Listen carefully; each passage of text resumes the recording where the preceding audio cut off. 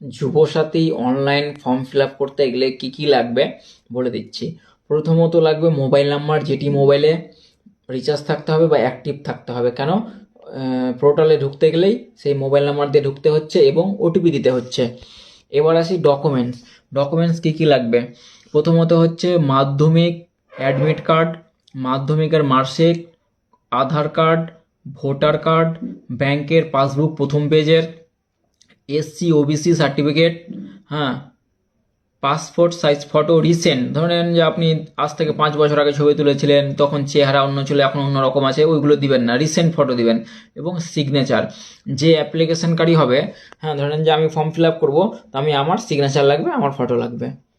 আর সার্ভারের কথা বলতে গেলে সার্ভার খুব খুব বাজে পরিস্থিতি, খুব একটা ভালো না। এই যে চাকা ঘুরছে, হয়তো বা এটা ঠিক হয়ে যাবে।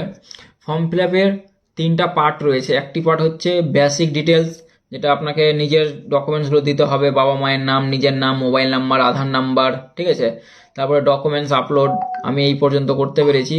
এবার ডকুমেন্টস আপলোড করার পর তারপরে ফাইনাল সাবমিট। তো দেখা যাক হচ্ছে কিনা।